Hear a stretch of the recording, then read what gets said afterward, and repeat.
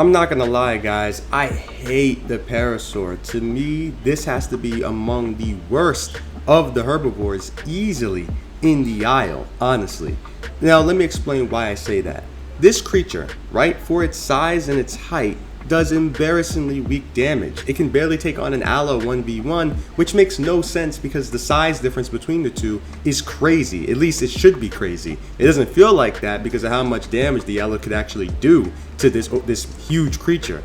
On top of that too, it has terrible health regen, terrible bleed regen, and it's not even among the fastest of the runners either. So it's not like it can bank all on its speed to get it away from the threats that can actually kill it. Pretty much any creature that can kill them is also able to catch them speed-wise, which makes its running capability basically non-existent, which I don't understand how anybody honestly can have fun playing as the para. I don't get it. Now in Sandbox, you can have fun moments there and there, but personally, that's the only time I would ever choose willingly to play para. In Survival, it just seems like it'd be a nightmare trying to grow that thing up just so you can end up as a mid-adult dino. Like, for what?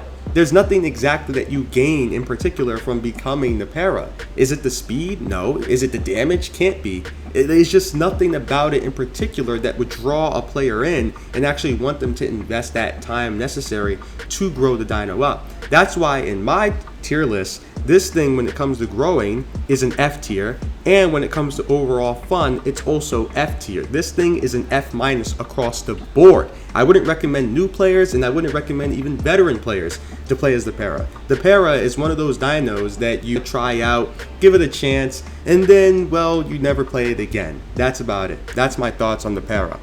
The Diablosaurus, an absolute brute. Despite its lack of size and height, it hits so unbelievably hard. I believe that they do the exact same damage as a Suko, if I'm not mistaken. And to me, this is easily one of the top best herbivores on my tier list. And the reason why is, well, despite the fact that I mentioned that they have amazing damage, they also have a decent amount of health. They're not really the fastest, and they don't really have that great a stam, but their damage output is where they shine. They can easily take on aloes, serratos, utahs, carnos. I mean, it's a bloodbath for pretty much everybody. Even dilos struggle against this monster.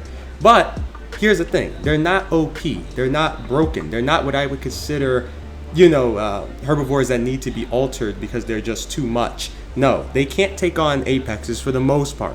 Now, if they can get behind apexes and kind of ride them a little bit, that's a different story, but for the most part, Diablos can't do that. They're a very well-roundabout herbivore, and honestly, personally, I love playing them. To me, it's a blast to be this short little thing that can do so much damage with their giant horns on their head.